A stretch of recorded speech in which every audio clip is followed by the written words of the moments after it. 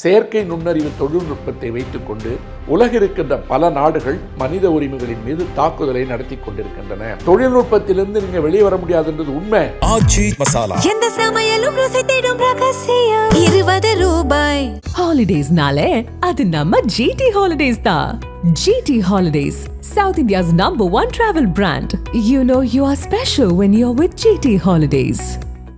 நீங்க கண்ணாடின்னு சாதாரணமாக சொல்லிட்டீங்க. அது என்னெல்லாம் பண்ண போகுதுன்னு யோசிச்சிங்கன்னா தூங்க முடியாது. மெட்டா நிறுவனத்தினுடைய AI இருக்கு பார்த்தீங்களா, ரேபான் நிறுவனத்தோடு கூட்டு சேர்ந்து அந்த கண்ணாடியை தயாரிக்கிறாங்க. அவன் காமிக்கிற விளம்பரத்திலே பாருங்க, ஒரு அழகான காட்சி இருக்கும், ரெக்கார்ட் த வீடியோ அப்படின்னு ஒரு கமாண்ட் கொடுத்த உடனே ரெக்கார்டிங் சொல்லிட்டு ஒரு காட்சி அது பதிவு பண்ணுது. இதை குற்றவாளிகளுக்கு எந்த அளவிற்கு சாத்தியமாக இருக்க போகிறது? இந்த கண்ணாடி பல சித்து விளையாட்டுகளை விளையாட போகிறதுன்னு நான் சொல்றதுக்கு காரணம், கண்ணாடின்னு சொல்லிட்டீங்க, பஸ்ஸில் அவன் மாட்டுக்கு நின்றுருக்கான், ஒரு பொண்ணு உட்காந்துருக்கு, ஒரு ஆடையை காற்று அடிக்குது, அது சரியாக மூடலை, இவன் மாட்டுக்கு எடுத்து அடுத்த நிமிஷம் போடுவான். உச்ச நீதிமன்றத்துக்கு இது தெரியும். ஏனென்றால் நீதிபதிகளும் அதற்குள்ளடக்கப்பட்டவர்கள். அந்த குடும்பத்தில் இருக்க பிள்ளைகள் யாரோடு தொடர்பில் இருக்கிறார்கள், யாரோடு உறவில் இருக்கிறார்கள், இந்த தகவல்லாம் வந்துருச்சுன்னா தீர்ப்பு எழுதுகின்ற நீதிபதிகளே ஒரு அரசாங்கத்திற்கு அல்லது ஒரு அமைப்பிற்கு அல்லது ஒரு தீவிரவாத அமைப்பிற்கு அல்லது தனியார் நிறுவனத்திற்கு அடிமையாக வேண்டிய கட்டாயம் வந்துடும். இந்த கண்ணாடி விளம்பரம் என்னன்னு கேட்டீங்கன்னா, கண்ணாடி போட்டுக்கிட்டு முன்னாடி போனேன், முன்னாடி போட்டுக்கிட்டு பின்னாடி வந்தால் நாளைக்கு சந்தோஷ் நாராயணன் ஏதாவது பாட்டெலாம் பாட ஆரம்பிச்சுவார். அப்புறம் நம்ம அனிருத்துட்டு விட்டிங்கன்னா அவர் ஒன்று அடிப்பார்.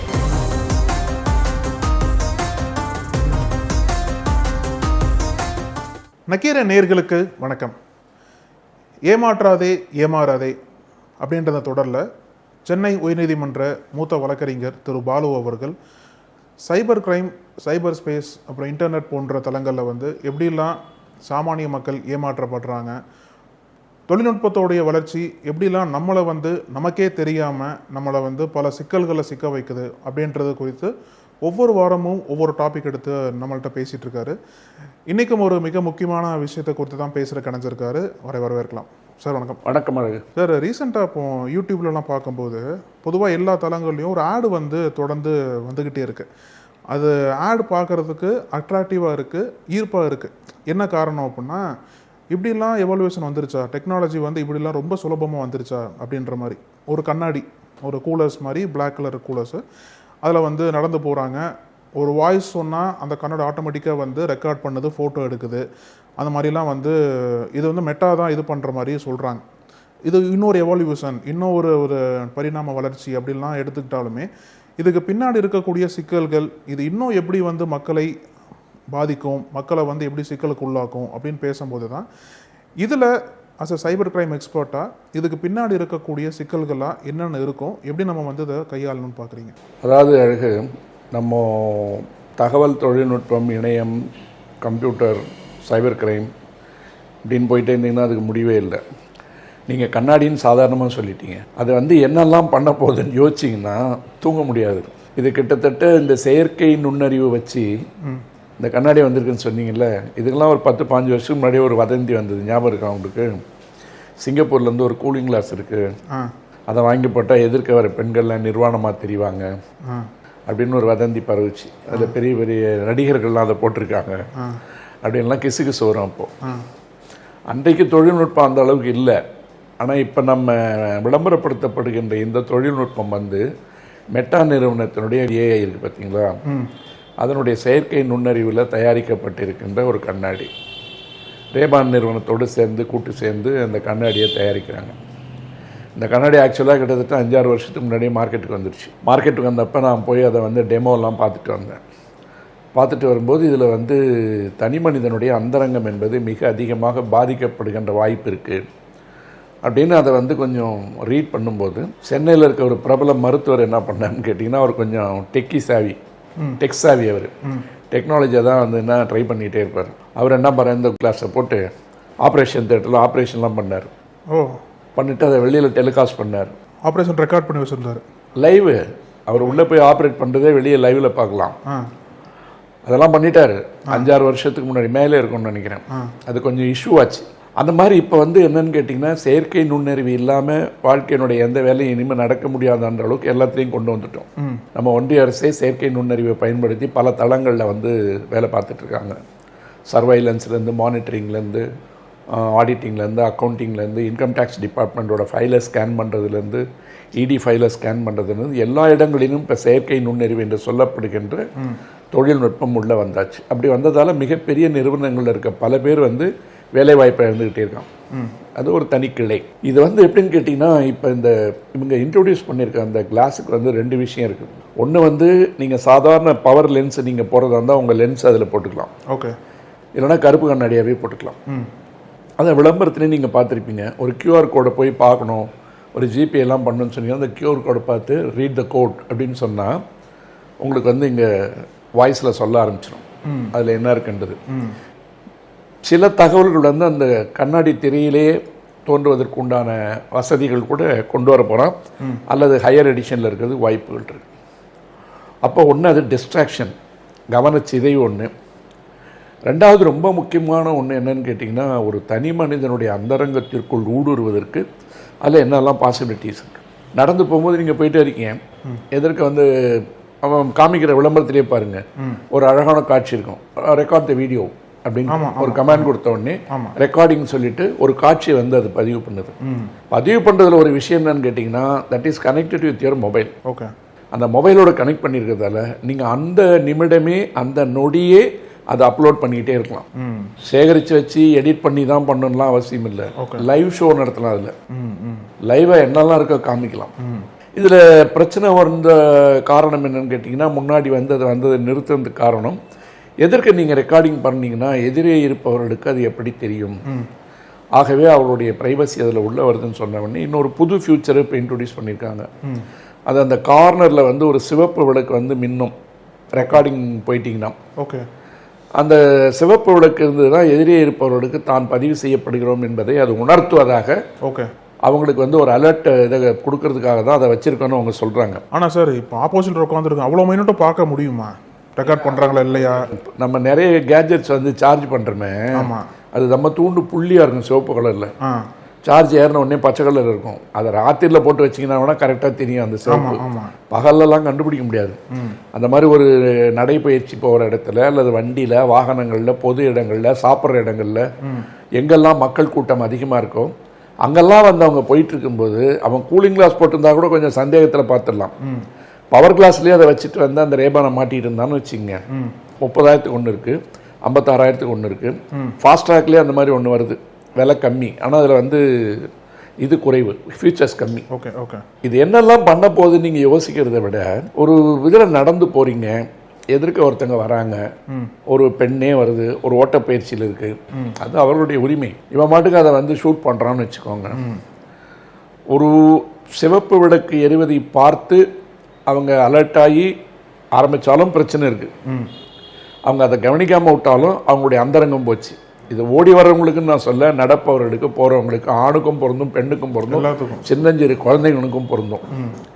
இப்போ ஒரு ஒரு குழந்தை மேலே வந்து ஒன்று கடத்தணும், அந்த குழந்தைய வந்து தூக்கிட்டு போகணும், சில சொத்து தகராறுகள், குடும்ப உறவுகள், கடத்தெல்லாம் பண்ணணும்னு வச்சிங்க, ஒரு ஆளை ஐடென்டிஃபை பண்ணணும்னு வச்சிங்க, சும்மா நடந்து போகும்போது வந்து எதிர்க்க பார்த்துட்டு அப்படியே ஃபோட்டோ எடுத்துகிட்டு உடனே அனுப்பிச்சிடலாம். இதை குற்றவாளிகளுக்கு எந்த அளவிற்கு சாத்தியமாக இருக்க போகிறது? குற்றவாளிகள் கையில் இந்த கண்ணாடி என்னவெல்லாம் செய்ய போகிறது? தனிமனித அந்தரங்கத்தை இது எப்படி மீறுகிறது? தனிமனித ஒழுக்கத்திற்குள் இது எப்படி தலையிடுகிறது? அடுத்தவருடைய அந்தரங்கத்தை படம் எடுப்பதற்கு இது எப்படி ஒரு ஆபத்தான கருவியாக இருக்க போகிறது அப்படின்றது வந்து ரொம்ப முக்கியமான விஷயம். நான் இந்த நிகழ்ச்சியை பொறுத்த வரைக்கும் அரசியல் இல்லாமல் சொல்றதுக்கு காரணம் வந்து ஒன்று விழிப்புணர்வு, ரெண்டாவது இந்த தொழில்நுட்பத்துக்கு இடையில நம்ம எப்படி சூழ்நிலை கைதிகளாக மாறி நிரந்தர அடிமைகளாக நாம் மாறிக்கொண்டிருக்கிறோம் என்பதை நான் உணர்த்திக்கிட்டே வரேன். நீங்கள் கொஞ்சம் பேர் பார்த்தாலும் சரி, கொஞ்சம் கொஞ்சமாக பார்த்தாலும் சரி, பார்த்ததுக்கு பிற்பாடு மற்றவங்களுக்கு சொன்னாலும் சரி, என் கடமை, என் கடன் பணி செய்து கிடப்பதையும் நான் பேசிக்கிட்டே இருக்கேன். முடிஞ்ச வரைக்கும் ரொம்ப சீரியஸாகவே நீங்கள் இதை கவனிக்கணும். அப்போது இந்த ஒரு கண்ணாடி செய்ய போகின்ற விஷயம் என்பது ஏற்கனவே ஒரு தனி மனிதனுடைய அந்தரங்கம் என்பது ஒருவனுடைய அடிப்படை உரிமை அப்படின்றது ஒரு கான்ஸ்டியூஷனல் ரைட், அரசியலமைப்பு சட்டம் தந்த உரிமைன்னு சொல்லிட்டு புட்டாசாமி வெர்சஸ் ஸ்டேட்னு ஒரு கேஸ் இருக்கு. ஓய்வு பெற்ற கர்நாடக நீதிபதி, உயர்நீதிமன்ற நீதிபதி போட்ட வழக்கில் தான் ஆதார் கார்டினுடைய தகவல்களை கூட நீங்கள் பரிமாறக்கூடாது, அது ஒரு தனி மனிதனுடைய அடிப்படை உரிமைன்னு சொல்லிட்டு ஃபுல் பெஞ்ச் என்று சொல்லப்படுகின்ற முழு அமர்வு கொடுத்த தீர்ப்பு இன்னைக்கு இருக்கு. அப்போ ஒரு தனி மனிதனுடைய உரிமை என்றது வந்து என்னன்னு கேட்டீங்கன்னா, அரசியலமைப்பு சட்டத்தினுடைய பிரிவு 14 19(1)A 19(1)B இதெல்லாம் என்ன சொல்லுதுன்னா தனி மனித ஈக்குவாலிட்டி பிஃபோர் லா, அரசியலமைப்பு சட்டத்தில் சட்டத்தின் முன் அனைவரும் சமம், அவன் விரும்புகின்ற தொழில் செய்கின்ற உரிமை, அசெம்பிளி கூடுகின்ற உரிமை, பேச்சுரிமை, எழுத்துரிமை எல்லாம் இந்த பிரிவுகளில் வருது.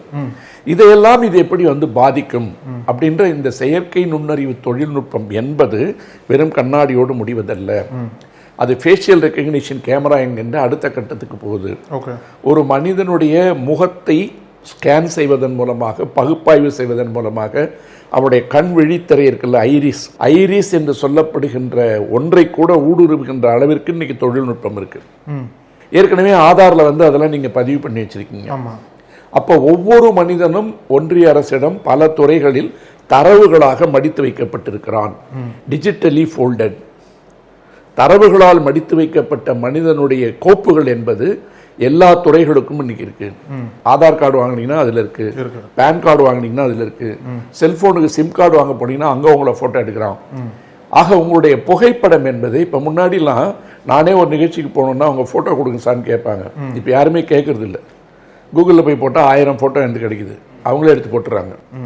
யாருடைய புகைப்படமும் அவருடைய அனுமதியின்றே எடுக்கக்கூடிய அளவுக்கு இன்னைக்கு வசதி இருக்கு. இப்போ யாரையாவது பற்றி ஒரு நல்ல செய்தி போடணும்னா அவங்களுக்கு அது பாதிக்க போறது இல்லை. ஒரு போட்டோவை தூக்கி போட்டு ஒரு அயோக்கியம், ஃப்ராடு, திருடன் அப்படின்னு போடுறதுக்கும் வழிகள் இருக்கு. ஆக ஒரு ஆயுதம் என்பது, ஒரு கேட்ஜெட் என்று சொல்லப்படுகின்ற ஒரு சாதனம் என்பது, ஒரு தொழில்நுட்ப சாதனம் என்பது யாருடைய கைகளில் அது இருக்கிறதுன்றது தான் ரொம்ப முக்கியம். அப்பதான் அதை வச்சு நம்ம என்ன பண்ண போறோன்றது ஒன்று இருக்கு. இப்போ இந்த கண்ணாடி வந்து பல சித்து விளையாட்டுகளை விளையாடப் போகிறதுன்னு நான் சொல்றதுக்கு காரணம், இன்னைக்கு 50,000, 30,000, 35,000 இருக்கு. நாளைக்கு இதனுடைய வேற வெர்ஷன், சைனீஸ் வெர்ஷன்லாம் வந்து இறங்கிடும். கொஞ்சம் காலத்தில் விலை கம்மியாயிடும். 5,000, 3,000, 10,000 வந்துடும். அப்போ எல்லாம் பார்த்தீங்கன்னா திடீர்னு நம்ம அனிருத் ரவிச்சந்திரன் அவங்க எல்லாம் இந்த ஸ்க்ரீனில் ஏறும்போது ஒரு கண்ணாடி போட்டு ஏறுவாங்கல்ல. ஆமாம். திரைப்பட பிரபலங்கள். ஆமாம். எல்லாம் பார்த்தீங்கன்னா ராத்திரியில் கூட கூலிங் கிளாஸ் போட்டு போவாங்க. அது என்னன்னா அந்த லைட்டை கிளார் அடிக்கிறத வந்து கட் பண்ணுறதுக்குன்னு நினைக்கிறேன். அப்போ அந்த மாதிரி எல்லாருமே வந்து கூலிங் கிளாஸ் போட்டு அந்த இங்கிலீஷ் படத்தில் வர பாடி கார்ட்ஸ் வருவாங்கல்ல, அப்படியே வந்து டைட்டாக கண்ணாடியோட அந்த மாதிரி எல்லாரும் அலையிற காலம் ஒன்று வந்துடும். இதில் எது நல்ல கண்ணாடி, எது கேமரா வச்ச கண்ணாடி, எது ஏஐ வச்ச கண்ணாடி, எங்கே ரெக்கார்ட் ஆகுது யாருக்குமே தெரியாது. நீங்கள் சொன்ன மாதிரி வெளிச்சத்தில் போகும்போது ஒரு பெண் வருது, இவன் மாட்டுங்க ரெக்கார்டர் அப்படின்னா அது நடந்து போகிறது எடுக்கும், முன்னாடி எடுக்கலாம், பின்னாடி எடுக்கலாம். இது எங்கே அப்லோட் பண்ண போகிறான்? அப்போ அந்த பெண்ணுடைய அந்தரங்கம் என்ன? அல்லது தவறுதலாக வந்து அவன் மறந்துட்டான், அல்லது தவறுதலாக அது ஆன் ஆகிடுது. நீங்கள் நிறைய பார்த்துருப்பீங்க, ஆப்பிள் ஃபோனில் வந்து உங்களுக்கு வந்து வாய்ஸ் காலிங் இருக்கிறதால சாதாரணமாக நீங்கள் ஏதாவது கெஸ்டரில் பேசினீங்கன்னா அது கால் போட ஆரம்பிச்சிடும், ஃபோன் லாக் பண்ணலன்னா. அந்த குரலுக்கு ஏற்ற மாதிரி அதுவே சில வேலைகள்லாம் பார்த்துட்டு இருக்கோம். நம்ம எதுவும் கவனிக்கிறது இல்லை, நிறைய கவனிக்கிறது இல்லை. அப்போ அந்த மாதிரி வந்து அது அந்த கண்ணாடிக்கும் பொருந்தும். ஏன்னா உங்கள் காது பக்கத்தில் இருக்குது, வாய்க்கு பக்கத்தில் இருக்குது, ஒரு சின்ன சத்தம் கூட வந்து அதை ஆன் பண்ணிடும். அப்போ நிஜமாகவே மனிதர்கள், வசதி இல்லாதவன் அதை பற்றி அவனுக்கு தெரியாது, வசதி இருக்கிறவன் போட்டுக்கிட்டு எல்லா வேலையும் பார்க்க போகிறான். ஒரு அரசு அலுவலகத்துக்கு போனால் நல்லபடியாக சொல்கிறேன், ஒருத்தர் காசு கேட்குறாருன்னா அங்கேருந்தே பண்ணலாம். லஞ்சம் வாங்குறாருன்னா நீங்கள் ஃபோட்டோ எடுக்கலாம், அங்கேருந்தே வீடியோ அப்லோட் பண்ணலாம், டிவி சேனல்ஸுக்கோ யூடியூப் சேனலுக்கோ. இதுக்கெல்லாம் வசதி இருக்கு. ஆமா, இது நல்ல விஷயம் தானே சார்? இது நல்ல விஷயம். இப்போ ஒரு இடத்துல குற்றம் பண்றாங்க, அப்பதான் அழகு சொன்னேன், அது யார் கையில என்னவா இருக்குன்னு தானே சொன்னேன். நம்ம வந்து இப்படி பாக்குறோம் ஒரு லஞ்சம். ஏன்னா நீங்க ஒரு ஜேர்னலிஸ்ட் இருந்தாலும் அந்த பார்வையில் பாக்குறீங்க. சில லைவ் இருக்குல்ல, அதுக்கெல்லாம் கேமரா வச்சுட்டு அலைய தேவையில்லை. நீங்க மட்டும் அப்படி கண்ணாடி போட்டு ஒரு பெரிய பேரணி நடந்துன்னா உள்ள நடந்து போகலாம். அழகா வந்து இந்த கேமரா எடுத்துட்டு போவாங்கல்ல, முன்னாடிலாம் முதுகுல கட்டிட்டு ஒரு கேமரா எடுத்துட்டு போவாங்க, அந்த மாதிரி இருக்கும். சில இடங்களுக்கு வந்து அது அழகியல் சம்பந்தப்பட்டதாகவும் இருக்கும். நிகழ் அசைவுகளை, நிகழ் நேரலைகளை வந்து கொண்டு வரதுக்கு வந்து ஒரு அற்புதமான இது. ஆனால் அது குற்றவாளிகளின் கையில் போகின்ற பொழுது அந்தரங்கம் எப்படி திருடப்படும்ன்றதான் நமக்கு முக்கியம். எல்லாத்தையும் நம்ம வந்து பார்த்தோன்னா அது குப்பை, ஐயோ தொடாதீங்கலாம் சொல்ல மாட்டேன். அதில் இருக்கிற ஆபத்தை பார்த்துங்க, உங்களுக்கு எந்த தூரம் பயன்படுன்னு பாருங்க, அப்புறம் எவ்வளோ தூரம் தேவைன்னு பாருங்க. அவ்வளோதான் என்னுடைய அறிவுரைன்னு சொல்ல முடியாது, தகவல். அதான் நீங்கள் சொல்கிறது மாதிரி சார், ஒவ்வொரு டெக்னாலஜியும் வந்து ஒவ்வொரு காலத்துக்கு ஏற்ற மாதிரி அது வந்து மாறிக்கிட்டே இருக்குது. இப்போ முன்னாடி நீங்கள் சொன்னது போல் வீடியோ கேமராவில் அவ்வளோ பெருசாக இருந்தது, இப்போ ரொம்ப சிம்பிளிஃபைடாக மாற்றிட்டாங்க. அப்போ அந்தந்த டெக்னாலஜியோட தேவையை வந்து மக்கள் உணர்றாங்கல்ல. முன்னாடி இப்போ மொபைல் ஃபோன் வரும்போது எதுக்காக மொபைல் ஃபோன் வேணான்னு சொல்லிட்டு சில பேர் சொன்னாங்க. இப்போது மொபைல் ஃபோனுக்கு எதிராக பல பேர்லாம் பேசுகிறாங்க. ஆனால் இருந்தாலும் அந்தந்த டெக்னாலஜியோட தேவை வந்து வந்ததுக்கப்புறம் மக்கள் உணர்றதுக்கு, மொபைல் ஃபோன் வந்ததுக்கு பிற்பாடு சைபர் கிரைம் எவ்வளோ அதிகமாச்சு, ஃபோன் மூலமாக நடந்த குற்றங்கள் எவ்வளோ, குற்றங்கள் பெருகிருக்கு. டிஜிட்டல் அரெஸ்ட்னு ஒன்று நடந்து நாட்டினுடைய பிரதமரே வந்து எல்லா பத்திரிகையிலையும் வந்து விளம்பரம் போட்டு டிஜிட்டல் அரெஸ்ட்னு ஒன்று கிடையாது, அப்படின்னு மோடி பேர்லேயே விளம்பரம் வர அளவுக்கு வந்துச்சு. நான் ஒரு 10 வருஷமாக பேசிகிட்டு இருக்கேன். ஃபோனில் கூப்பிட்டு அவன் மிரட்டினாலும் என்னெல்லாம் பண்ணணும்னு சொல்லி கொடுத்துட்ருக்கோம். ஆனால் அரசாங்கமே உணர்ந்து பண்ணி இன்றைக்கி தான் காலையில் பார்க்குறேன், டிஜிட்டல் அரெஸ்ட் வந்து கிட்டத்தட்ட போன வருடம் வந்து 1,26,000 சம்பவங்கள் நடந்த இடத்துல இந்த வருஷம் வந்து கிட்டத்தட்ட ஒரு 26,000 30,000 தான் இது வரைக்கும் பதிவாயிருக்கு. அப்போ இந்த விழிப்புணர்வின் காரணமாக தான் டிஜிட்டல் அரெஸ்ட் இல்லைன்றது ஒன்று நம்புகிறாங்க. அதுக்கு பயன்படுத்தப்பட்டது எது? மொபைல். அதுக்கு பயன்படுத்தப்பட்டது எது? இணையம், வைஃபை கனெக்ஷன், டேட்டாஸ். அதில் தான் வந்து ஸ்க்ரீனில் வந்து வீடியோ காலில் வரான். அப்போது குற்றவாளிக்கு வந்து அது தொடர்ந்து பயன்பட்டுக்கிட்டு தான் இருக்குது. எதுவாக இருந்தாலும், நீங்கள் டிவியாக இருந்தாலும், மொபைலாக இருந்தாலும், ஃபோனாக இருந்தாலும், வருகின்ற பொழுது அது மனிதர்களுக்கு பயனுள்ளதாகவே வரும். ஆனால் அதுவே பின்னால் ஆபத்தான கருவியாக மாறுகின்ற இடத்தில் அதை வச்சு என்ன நடத்துறதுனால முக்கியம். இப்போ இந்த ஆபத்தை சொல்லிட்டேன்.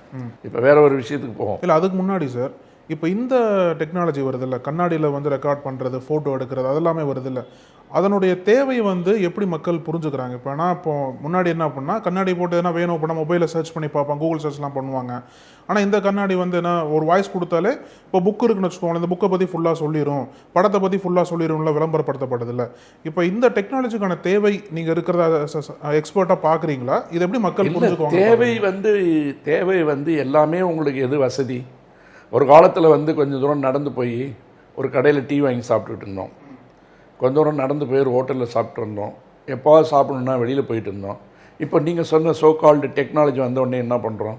மார்னிங் பெட் காஃபி கூட நாங்கள் ஸ்விக்கி சொமேட்டோவில் தான் ஆர்டர் பண்ணணுன்னு பேட்டி கொடுக்குற அளவுக்கு வந்துருச்சா?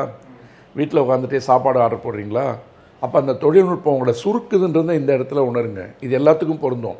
ஒரு வங்கி பரிமாற்றத்துலேருந்து நீங்கள் பேங்க்குக்கு போய் பணம் எடுத்துகிட்டு அந்த கேஷை கையில் வச்சுக்கிட்டு இருக்கும்போது பையில் பணம் இருந்ததுன்னா தொட்டு பார்க்க எவ்வளோ இருக்குது, எவ்வளோ செலவு பண்ணணும், எவ்வளோ மிச்சம் இருக்குன்னு தெரியும்.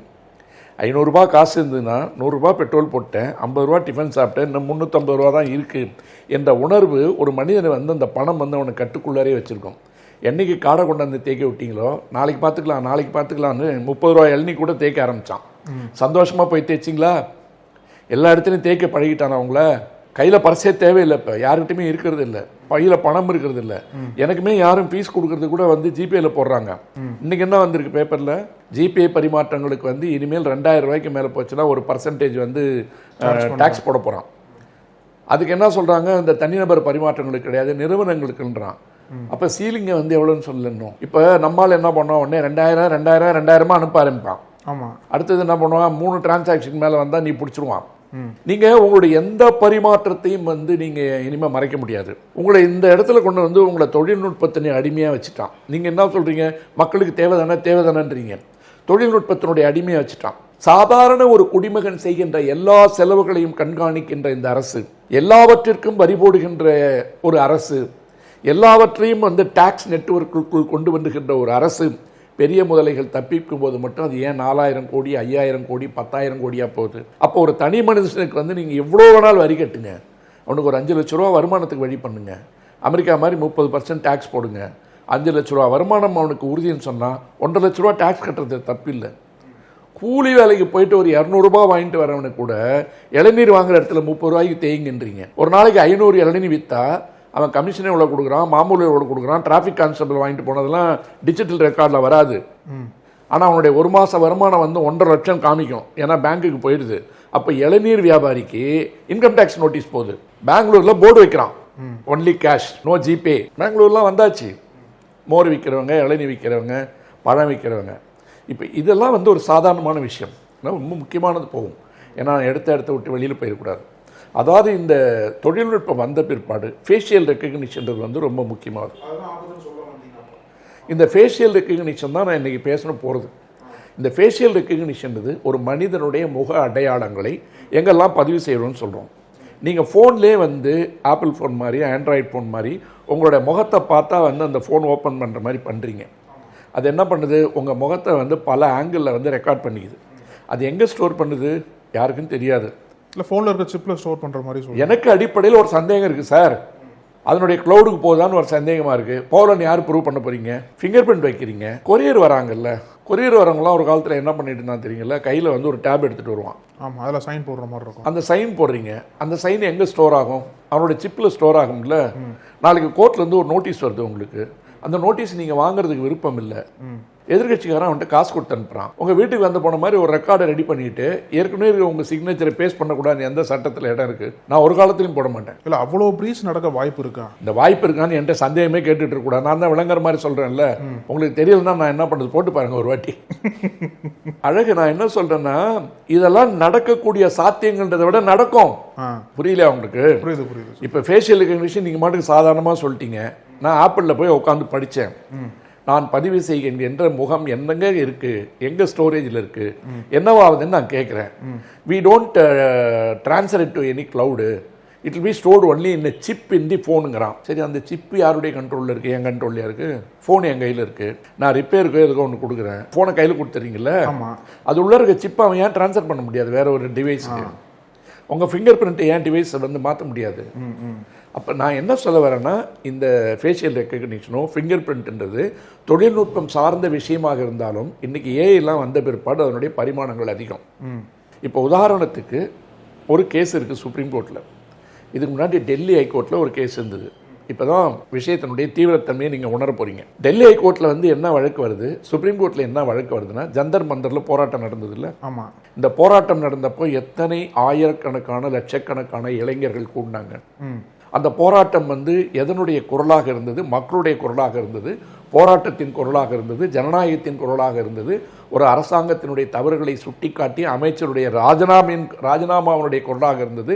சட்ட திருத்தம் வருகின்ற அளவிற்கு இது மாணவர்களுடைய குரலாக இருந்தது, மறுமலர்ச்சியின் குரலாக இருந்தது, புரட்சியின் குரலாக இருந்தது. இவ்வளோ பண்ணிச்சில்ல? ஆமாம். அங்கே இருக்கக்கூடிய அத்தனை மாணவர்களுடைய டேட்டாஸ் என்று சொல்லப்படுகின்ற தரவுகள், இவர்கள் யார், இதில் அதிகமாக சத்தம் போடுறவன் யார், இதில் முன்னாடி நின்று குரல் கொடுக்குறவன் யார், எகிரி எகிரி குதிக்கிறவன் யார், இவங்களெல்லாம் வந்து இன்னைக்கு இருக்கிற ஏஐ தொழில்நுட்பத்தின் மூலமாக, இந்த கண்ணாடிலாம் இருக்கு இல்லையா, இதை போன்ற பல சாதனங்களின் மூலமாக தனி மனிதனுடைய தனிப்பட்ட நடவடிக்கைகள் மற்றும் அவன் சார்ந்த தரவுகளை தனித்தனியாக அங்குலமாக ஸ்கேன் பண்ண முடியும். அப்படி ஸ்கேன் பண்ணுறதுல இப்போ நடந்த இந்த போராட்டத்தில், ஜூன் 20க்கு பின்னாடி நடந்த இந்த போராட்டத்தில் இக்ஷனா அப்படின்னு சொல்லிட்டு ஒரு வண்டி நிறுத்தியிருந்தாங்க. ஓகே, டெல்லியில். ஆமாம். அந்த இக்ஷனான்ற வண்டி என்னன்னு கேட்டிங்கன்னா சர்வைலன்ஸ் வெஹிக்கிள். அது மட்டும் அங்கே நின்றுட்டுருக்கும். ஓகே. அந்த இக்ஷனா என்ற வெஹிக்கிள் நீங்கள் கேட்டிங்க இல்லையா, அது ஒரு தனிப்பட்ட நிறுவனத்திடம் லீஸுக்கு கொண்டு வரப்பட்டு வாடகை கொடுக்கப்பட்டு கொண்டு வந்து நிறுத்தப்பட்ட ஒன்றை காவல்துறை நிறுத்துது. ஓகே. இது இக்ஷனா. அது என்ன பண்ணுன்னு கேட்டிங்கன்னா, அந்த வண்டி அங்கே தான் இருக்கும், ஆனால் 360 டிகிரிலையும் அதனுடைய சர்வேலன்ஸ் கேமரா சுற்றிக்கிட்டே இருக்கும். ஓகே. பண்ணும்போது யாராவது ஒருத்தன் ஓங்கி குரல் கொடுத்து கத்துறான், போராட்டத்தில் வந்து அவன் தான் முன்னாடி லீடராக நிற்கிறான்னு சொன்னால் அவனை கரெக்டாக அதை ஃபோக்கஸ் பண்ணி ஸ்கேன் பண்ணுது இல்லையா. அந்த ஃபேஷியல் ரெக்கக்னிஷன் அது எடுக்கிற ஃபோட்டோ இருக்குல்ல, அந்த ஃபோட்டோவை லைவில் மற்ற டாக்குமெண்ட்ஸ் அவனது பெண்டிங் எங்கெங்கே இருக்குது, ஆதாரில் அங்கங்கே எல்லா இடத்துல இருக்கும்ல, அது கூட மேட்ச் பண்ணி இவன் யார் என்ற தகவலை அடுத்த நொடி வந்து இங்கே கொடுத்துருது. கவர்மெண்ட்டு கொடுத்துருது. இது ஒன்றும் இல்லாமல் அஜ்னா லென்ஸ் அப்படின்னு சொல்லிட்டு ஒரு கண்ணாடி, இதையும் தனிப்பட்ட ஒரு நிறுவனத்துக்கு வந்து ஆர்டர் கொடுத்து வாடகைக்கு வாங்கி எல்லா போலீஸ்காரங்களையும் மாட்டி விட்டாங்க. ஓகே. அந்த ஸ்மார்ட் கிளாஸை போட்டுக்கிட்டு தான் பல காவல்துறை அதிகாரிகள் இந்த ஜந்தர் மந்தர் போராட்டத்தின் போது மாணவர்கள் யார் என்பதை அடையாளப்படுத்தவும், அவர்களை ஐசோலேட் பண்ணுவதற்கும் தனிமைப்படுத்துவதற்கும் பின்னால் அவர்களை வேறு வழிக்கு கொண்டு வருவதற்குமாக பயன்படுத்தப்பட்டதனுடைய விளைவு, இந்த அபிஜித் தீப்கே இருக்கான்ல, அவன் ஒரு தலித் இளைஞன், நான் படித்தேன். ஓகே. உடனே ஆர்டிஐல போய் ஒருத்தன் அப்ளிகேஷன் போடுறான். இவ்வளோ பெரிய போராட்டத்தை நடத்துகிற இவருக்கு இவங்க அப்பா வந்து ஒரு 60,000 ரூபா சம்பளம் வாங்குறாரு, இவர் எப்படி அமெரிக்காவில் படித்தார் அப்படின்னு ஆர்டிஐயில் அப்ளிகேஷன் போடுறான். போட்ட உடனே அந்த பையன் எல்லா டாக்குமெண்ட்டையும் கொடுக்குறான், எங்கே எஜுகேஷன் லோன் வாங்கியிருக்கேன், எங்கே ஸ்காலர்ஷிப் கிடச்சிது. அப்போ பார்க்குற பார்வையிலே நீ என்ன பண்ணுறீங்கன்னு கேட்டிங்கன்னா, இவனுக்கு ஏது எவ்வளோ பணம் தெரிஞ்சிருச்சு. பின்னாடி அப்பா அம்மா கொண்டு கண்டுபிடிச்சிட்டாங்க, அப்பா என்ன பண்ணுறாரு, எவ்வளோ சம்பளம், எல்லாத்தையும் கண்டுபிடிச்சிட்டு அந்த பையன் என்ன சொன்னான், மிரட்டப்பட்டேன்னா. இப்போ உதாரணத்துக்கு நம்ம ஊரில் ஜல்லிக்கட்டு போராட்டம் நடந்தது இல்லையா, அப்போ எல்லா கேமராவும் ஜூம் பண்ண யாரெல்லாம் வலிமையாக குரல் கொடுத்தாங்க, ரொம்ப தீவிரமாக குரல் கொடுத்தாங்கன்னு நம்ம ஒரு பொண்ணு கூட வந்தது இல்லை, ஜூலின்னு, அதெல்லாம் ஜூம்லேருந்தே வெளியில் வந்தது. ஜூமை வந்து அடிக்கடி போட்டதால் தான் அவங்க பிரபலமாக வராங்க. இது அவங்க வேணால் பிரபலம்னு நினச்சிக்கலாம். ஆனால் இந்த விஷயங்கள் வந்த பிற்பாடு ஒரு தனி மனிதனுடைய பதிவும் அரசாங்கத்து கைக்கு எப்படி மாறுது அப்படின்னு வரும்போது டெல்லி உயர்நீதிமன்றத்துக்கு ஒரு வழக்கு போகுது. ஓகே. அந்த வழக்கு போனது வந்து நிலுவையில் இருக்கும்போதே ஏஏ ரஹீம் என்ற மார்க்சிஸ்ட் கம்யூனிஸ்ட் கட்சியை சார்ந்த கேரளாவினுடைய ராஜ்யசபா உறுப்பினர் ஒரு பொதுநல வழக்கு சுப்ரீம் கோர்ட்டில் போடுறார். சுப்ரீம் கோர்ட்டில் இந்த ஜூலை மாதம் தாக்கல் செய்யப்பட்ட வழக்கு இன்னும் விசாரணைக்கு வரல. நாம் அஞ்சுவதற்குண்டான, பயப்படுவதற்குண்டான, நீங்கள் சொன்னீங்கல்ல இதெல்லாம் நிறைய மனுஷனுக்கு இதெல்லாம் இருக்குது சார்னு, இதெல்லாம் கடந்து அது என்னெல்லாம் வேலை பார்த்துருக்கின்றது அந்த பெட்டிஷனில் டீட்டெயிலாக போட்டிருக்காங்க. ஓகே, உச்சநீதிமன்றத்தில் விரைவில் அது விசாரணைக்கு வரணும். அதில் தான் இதெல்லாம் சொல்லியிருக்காங்க. நான் சொன்ன தகவலை, அதாவது 3 விதமான தகவல் சேகரிப்பை டெல்லி போலீஸ் செஞ்சுது. ஒன்று, அங்கே பதிக்கப்பட்டு இருந்த சிசிடிவி கேமராக்கள் மூலமாக எடுக்கப்பட்ட புகைப்படங்கள், அவர்களுடைய நடவடிக்கைகள் எல்லாவற்றையும் நிகழ்வுகளை எல்லாத்தையும் அந்த லைவில் டெலிகாஸ்ட் பண்ணும்போது எல்லா இடத்துக்கும் அவங்க ஷேர் பண்ணிக்கிட்டே இருக்காங்க. யார்? Police to various agencies. ரெண்டாவது நான் சொன்ன இந்த மானிட்டரிங் வண்டி இக்ஷனா. Okay sir. மூணாவது என்ன பண்ணான்னு கேட்டிங்கன்னா, இவங்களை பிடிச்சாங்க, இதெல்லாம் பண்ணாங்கல்ல, அவங்களுடைய பயோமெட்ரிக் என்ட்ரி பூரா எடுக்கிறாங்க, ஃபிங்கர் பிரிண்ட்ஸ் எல்லாம் எடுக்கிறாங்க. யாரெல்லாம் இது பண்ணாங்களோ அவங்களுடைய ஃபிங்கர் பிரிண்ட்ஸ் பயோமெட்ரிக்லாம் எடுக்கிறாங்க. கடந்த 2 வருஷத்துக்கு முன்னாடி நான் ஒரு நிகழ்ச்சியில் பேசியிருக்கேன். அதாவது குற்றவியல் நடைமுறை சட்டம் அமெண்ட்மெண்ட்னு ஒன்று கொண்டு வந்தாங்க. அதில் விக்டிம்ஸ் ஐடென்டிஃபிகேஷன், பிரிசனர்ஸ் ஐடென்டிஃபிகேஷன் அப்படின்ற பேர்லெல்லாம் கொண்டு வரும்போது ஒரு குற்றவாளி சம்பந்தமாக பதிவு செய்யப்படுகின்ற தகவல்களை, குறிப்பாக இந்த தரவுகள் என்று சொல்லப்படுகிற டிஜிட்டல் இம்ப்ரிண்ட்ஸ் இருக்குல்ல, இதை 75 வருடங்களுக்கு நீங்கள் வச்சுக்கலாம். ஓகே, முன்னாடிலாம் 75 வருஷம் கிடையாது, 20-25 தான் நினைக்கிறேன். இப்போ அந்த குற்ற ஆவண காப்பகம் இருக்குல்ல, அவங்க 75 வருஷம் வச்சுக்கலாம். இப்போ உதாரணமாக ஒரு குற்றவாளி நாளைக்கு விசாரணைக்கு போனால் அப்படிலாம் குற்றவாளின்னு முடிஞ்ச பிற்பாடு தான் இதெல்லாம் எடுப்பாங்க. அரெஸ்ட்டுக்கு பின்னாடி கைரேகை, ஃபோட்டோ எடுக்கிறது எல்லாம் எடுப்பாங்க. இப்போ விசாரணைக்கு போனால் கூட நீங்கள் எடுக்கலான்ற அளவுக்கு அதை அமெண்ட் பண்ணி கொண்டு வந்துட்டாங்க. கைரேகை, கால் பதிவு இருக்குல்ல, அது கண்ணோட ஐரிஸு, டிஎன்ஏ, எச்சில் சலைவா, உங்கள் விழித்திரை நான் சொன்ன ஐரிஸு, இந்த மாதிரி ஆதார் கீதார் எல்லாத்தையும் கலெக்ட் பண்ணாங்கன்னா விசாரணைக்கு போனீங்கன்னா கூட நீங்கள் எடுத்து வச்சுக்கலாம். ஓகே, இது எந்த அளவிற்கு தனி மனித சுதந்திரத்தில் உள்ளே தலையிடுகிறது. அப்போது சிசிடிவி கேமரா ஒன்று, இந்த மாதிரி ஆர்டிஃபிஷியல் இன்டெலிஜென்ஸ் கொடுத்த ஸ்மார்ட் கிளாஸ் ஒன்று, அப்புறம் ட்ரோனு. அந்த ட்ரோனும் உங்களுக்கு இதே டெக்னாலஜியை பயன்படுத்துறது தான். அது மேலே பறந்துட்டு இருக்கும்போதே ஏஐ பயன்படுத்தி அப்படியே டக்குன்னு ஒரு முகமாக அது க்ளோஸில் போய் ஸ்கேன் பண்ணாடுக்கு அந்த ஆபத்தை நீங்கள் அதை இமேஜின் பண்ணி பாருங்க. இங்கிலீஷ் படத்தில் வர மாதிரி இருக்கும். கரெக்ட். ட்ரோன் பறந்துகிட்டு இருக்கு, ஒரு 1000 பேரில் 2 பேர் கத்துறான்னா அது தன்னால் ஜூம் பண்ணும். ப்ரோக்ராம் எப்படி அந்த முகத்தை உடனே போலீஸ் கிரைம் ரெக்கார்டுக்கு அனுப்புவான். இதில் யாராவது குற்றவாளி வந்திருக்கானா, யாராவது தீவிரவாதி வந்திருக்கானா பார்க்கலாம். அப்படி பார்க்குற வசதி இருந்தும் மொத்தமானவர்களையும் தீவிரவாதிகள்னு சொல்லுவாங்க, அது வேறு விஷயம். அப்போ அந்த வழக்கு என்ன பேசுதுன்னு கேட்டிங்கன்னா, 3 இடங்களில் நீங்கள் இப்படி பதிவு பண்ணியிருக்கீங்க. இது நான் சொன்ன மாதிரி பிரிவு 14, 19(1), 19(1)B, அதாவது கூடுகின்ற உரிமை, எழுத்துரிமை, பேச்சுரிமை, கருத்து சுதந்திரம் எல்லாத்திலையும் கை வைக்கிற இடத்துல நான் சொன்ன மாதிரி புட்டாசாமி வழக்கு சொன்ன மாதிரி ஒரு தனி மனிதனுடைய அடிப்படை உரிமை என்பது, அந்தரங்கம் என்பது அவனுடைய அடிப்படை உரிமை, இதில் கை வைக்காதீங்கன்னு தீர்ப்பு வாங்கியாச்சு. தீர்ப்பு வாங்கின பிற்பாடு காவல்துறை கையில் எப்படிப்பட்ட சாதனங்கள் இருக்கிறது என்று எத்தனை பேருக்கு தெரியும்? அப்போ இந்த வழக்கு விசாரணைக்கு வர்றதுக்கு முன்னாடியே இவ்வளோ அச்சங்கள் இதில் உள்ளே இருக்கின்றது நம்ம பல நேரங்களில் பேசியிருக்கோம். இன்றைக்கி ஒரு வழக்காக போயிருக்கு சுப்ரீம் கோர்ட்டுக்கு. அப்போ மத்திய புலனாய்வு நிறுவனங்கள், காவல்துறை நிறுவனங்கள் ஒரு தனி மனிதனுடைய அந்தரங்கத்திற்குள் எந்த அளவிற்கு ஊடுருவி உள்ளே நுழைய முடியும். நாளைக்கு தமிழ்நாடு காவல்துறைக்கும் இது பொருந்தும். இந்த குற்றவாளிகளை பிடிப்பதற்கு மட்டுமே நீங்கள் பயன்படுத்துங்க, எனக்கு பிரச்சனை இல்லை. இந்த டெக்னாலஜியை எல்லா கையிலையும் கொடுத்துட்டு யார் வேணால் என்றைக்கு வேணால் லீஸுக்கு எடுக்கலாம் கருவிகளை எடுத்துகிட்டு நாளைக்கு இந்த ப்ரைவேட் டிடெக்டிவ்ஸ்ன்றாங்கல்ல, ஆமாம் சார், அவங்களுக்குன்னு இப்போ தனியாக நோட்டிஃபிகேஷன் வந்திருக்கு. அவங்களுக்கு எவ்வளோ தூரம் நீங்கள் பர்மிட் பண்ணலாம், எதுக்கெல்லாம் அலோவ் பண்ணலான்னு வருது.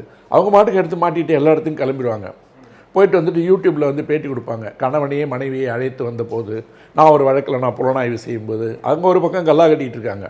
அது நடந்ததும் இருக்கும், நடக்காததும் இருக்கும். ஆனால் எவ்வளவு தூரம் அது பகிரப்பட வேண்டும் அப்படின்றதுல ஒரு டீட்டெயில்ஸ் இருக்குது. கரெக்ட்.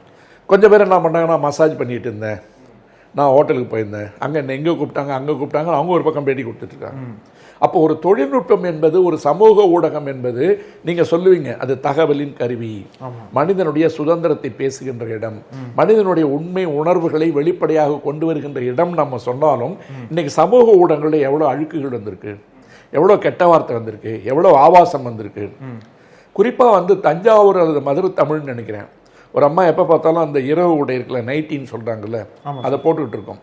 வெளியிலேருந்து ஒருத்தர் குரல் மட்டும் கொடுப்பாரு, குரலில் கேள்வி கேட்க அந்த ஆணும் பெண்ணும் கணவன் மனைவியாக காட்டப்படுகிறார்கள். அவனுடைய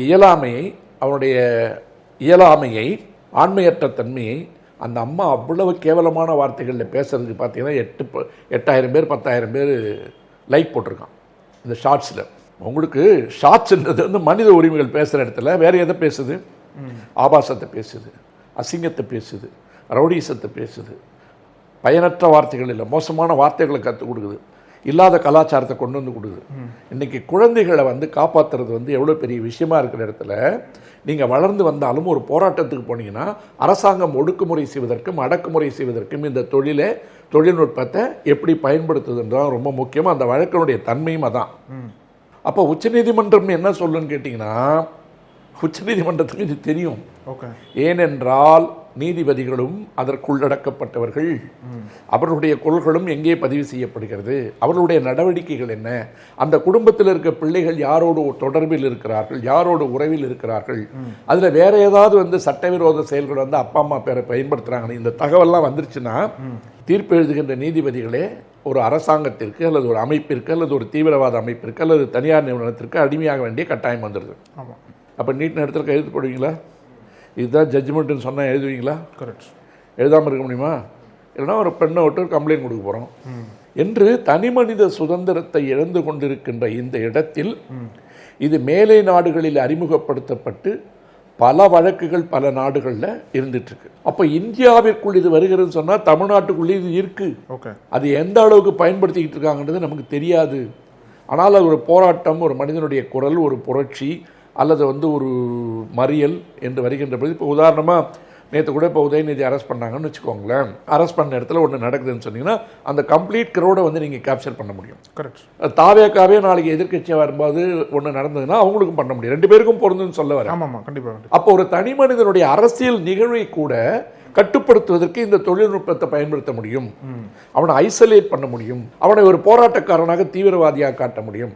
அதன் மூலமாக அரசியலமைப்பு சட்டம் அவனுக்கு கொடுத்திருக்கிற இந்த அடிப்படை உரிமைகள் இருக்குல்ல, கூடுகின்ற உரிமை, குரல் எழுப்புகின்ற உரிமை, போராடுகின்ற உரிமை, அதான் அசம்பிளி. இந்த கூடுகின்ற, போராடுகின்ற, பேசுகின்ற, எழுதுகின்ற எல்லா உரிமையும் கொடுத்திருக்கின்ற அரசியலமைப்பு சட்டத்தினுடைய உரிமைகளை தொழில்நுட்பத்தின் மூலமாக குறிப்பாக செயற்கை தொழில்நுட்பத்தை வச்சு அடக்கிறதுக்கு முயற்சிக்கிறாங்க. இதுதான் இந்த வழக்கு வந்து இப்போ பெண்டிங்கில் இருக்குது.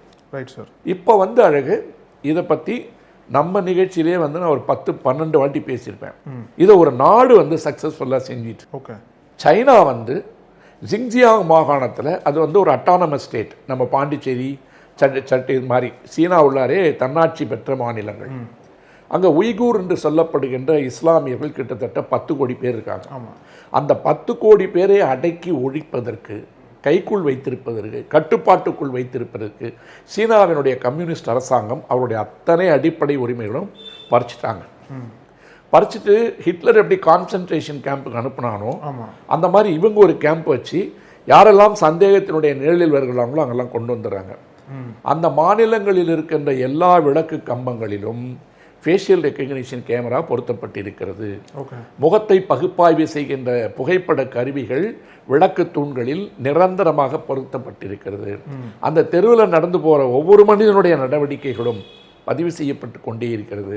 வீட்டுக்கு போய் நீங்கள் சிக்கன் வெட்டுறதுக்கு, கோழி வெட்டுறதுக்கு ஒரு கத்தி வாங்கினீங்கன்னா கூட அந்த கத்தி உள்ளார ஒரு எம்பெட்டட் கோடு இருக்கும், QR கோடு. ஓகே. அதில் வந்து யார் வாங்குறாங்கன்றது வந்து நேஷனல் ஐடென்டிஃபிகேஷன் நம்பர் இருக்குல்ல, அந்த நம்பரு, அட்ரஸு, பேர், ஃபோட்டோலாம் நீங்கள் பதிவு பண்ணாதான் உங்களுக்கு அந்த கத்தியே கொடுப்பான். அந்த எம்பெடட் கோடில் வந்து அந்த கத்தி யார் வாங்கியிருக்காரு, அவர் ஐடென்டிஃபிகேஷன் நம்பர் என்ன என்பதை அங்கெல்லாம் வந்து கேடட்ஸ்ன்னு சொல்லுவாங்க. பக்கத்தில் இருக்க போலீஸ் ஸ்டேஷனுக்கு வந்து அது ட்ரான்ஸ்ஃபர் ஆயிரும்.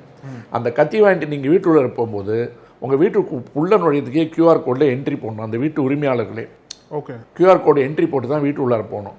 போகும்போது அந்த கத்தியும் உள்ளே போகுது இல்லையா, ஆமாம், அதனுடைய உள்நுழைவு பதிவாயிரும். நீங்கள் வெளியில் எடுத்துகிட்டு வந்தீங்கன்னா அன்னைக்கு அந்த கடையில் QR கோடு என்ட்ரி போட்டு வாங்கின கத்தி இப்போ வீட்டை விட்டு வெளியே போகுதுன்ற செய்தி பக்கத்தில் இருக்க போலீஸ் ஸ்டேஷன் போயிடும். வெளியே எடுத்துகிட்டு போகிறாங்க கத்தி. ஆமாம் ஆமாம். தொழில்நுட்பம் வந்து அந்த அளவுக்கு ட்ராக் பண்ணும். இப்போ அந்த வீட்டுக்கு நீங்கள் விருந்தாளியாக போனீங்கன்னா நீங்கள் உங்களுடைய அடையாளத்தை வச்சுட்டு தான் அந்த வீட்டு உள்ளார போக முடியும். எத்தனை மணிக்கு உள்ளே போனீங்க, எத்தனை மணிக்கு வெளில வந்தீங்க, நீங்கள் யார் என்ற தகவலை சொல்லும். அந்த தெருவில் நீங்கள் நடந்து போய் போகிறீங்க இல்லையா, அது அந்த ஃபேஷியல் ரெக்கக்னிஷன் கேமரா பதிவு பண்ணிடும். இப்போது இப்படி பதிவுப்பட்ட எல்லா தகவல்களும் அங்கே என்ன பண்ணுறாங்கன்னா ஒரு தகவல் சேர்ப்பு மையம் இருக்கு இல்லையா, அதில் கொண்டு போகிறான். இப்போ இந்திய அரசாங்கம் என்ன பண்ணுதுன்னு கேட்டிங்கன்னா அபிக்ஞான் ஒரு சிஸ்டம் இருக்குது.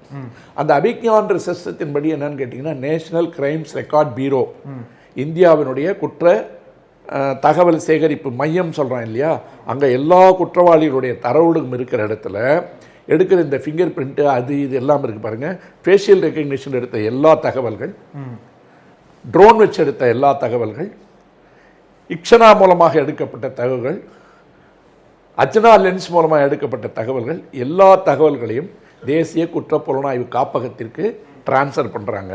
அபிஞான் திட்டம்னு ஒன்று இருக்குது. அதை பரிமாறிக்கொள்வதற்கு ஏற்கனவே அந்த சட்டத்தை திருத்தி வச்சுருக்கோம். எது பிரிசனர் ஐடென்டிஃபிகேஷன், இது அமெண்ட்மெண்ட் ஆக்ட் சொன்னேன்ல, குற்றவியல் நடைமுறை சட்டத்தில் கொண்டு வரப்பட்ட அமெண்ட்மெண்ட்டு. இதன் மூலமாக மொத்தத்தையும் இந்த அபிஞானுக்கு கீழே நீங்கள் குற்றப்புலனாய்வு அந்த தகவல் இதுக்கு கொண்டு போயிடலாம். தேசிய ஆவண காப்பகம், குற்றவாளிகளுடைய ஆவண காப்பகத்துக்கு மாற்றலாம். அப்போ சைனாவில் என்ன நடந்துட்டுருக்கோ அதனுடைய மினியேச்சர் வெர்ஷன் இங்கே நம்ம கொண்டு வந்துட்டோம். நான் இதை குறிப்பிட்ட அரசாங்கம் செய்கிறது என்று சொல்லவில்லை. உலகத்தில் இருக்கின்ற எல்லா நாடுகளும் இந்த தொழில்நுட்பத்தை பயன்படுத்துது. அதான் என்னோட கன்சர்ன். உடனே நாளைக்கு போன அரசாங்கமா இந்த அரசாங்கமான்னு இதுக்குள்ளார அரசியல் வரக்கூடாது. இது தொழில்நுட்பம், சட்டம் சார்ந்த விஷயம். ஒரு குற்றவாளியாக ஒருவனை காட்டுவதற்கு, ஒருவனை பொய் வழக்கில் சிக்க வைப்பதற்கு கிடைக்கின்ற சான்றுகளாக இருக்கின்ற சாதாரணமான ஒன்றை கூட அவனால் அதை மறுத்து பேச முடியாத இடத்தில் அவனுக்கு உண்டான டிஃபென்ஸ் என்று சொல்லப்படுகின்ற தற்காப்பிற்கு உண்டான எந்த சூழலும் இல்லாமலேயே அடுத்த 5 நிமிஷத்தில் அவனை இந்தியா பூரா நீங்கள் தீவிரவாதின்னு காமிச்சிடலாம், குற்றவாளின்னு காமிச்சிடலாம். இன்றைக்கி சமூக ஊடகங்கள் வழியாக நடக்கிற கொடுமை ஒன்று என்னன்னு கேட்டிங்கன்னா, ஒருவனை பற்றி நீங்கள் மிக மோசமாக சித்தரிக்க வேண்டும் என்று சொன்னால் வெறும் 5 நிமிடம் போதும், அது போய் சேர்ந்துடும் எல்லாருக்கும்.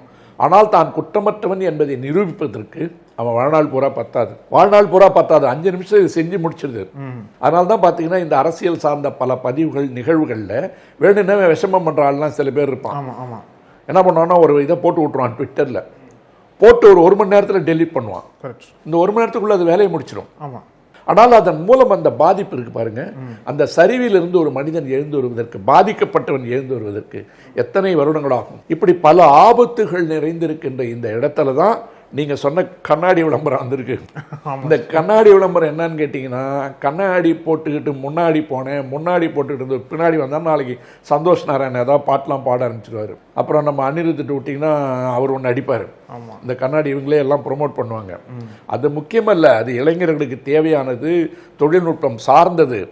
ஆனால் இந்த கண்ணாடி இந்த பக்கம் விளம்பரம் பண்ணிட்டு இருக்க இடத்துல ஐயா போலீஸ்காரங்க மாட்டிக்கிட்டு உள்ள குறுக்கி நடந்துட்டு இருக்காங்கய்யா. போராட்டம் நடக்கிற இடத்துல கண்ணாடிலாம் வந்துட்டு போயிடுச்சுங்கய்யா. ஒரு தனியார் நிறுவனத்துக்கு நீங்கள் இதை வாங்குறீங்க விலைக்கு. அந்த தொழில்நுட்பத்தினுடைய டேட்டாஸ் எவ்வளோ அவன்கிட்ட போகுது இல்லையா? தனியார் எல்லாமே தனியார்னு கொடுத்துட்டு இருந்தீங்கன்னா நீங்கள் இந்த நாட்டினுடைய தரவுகள் என்பது தான் இன்னைக்கு சொத்து.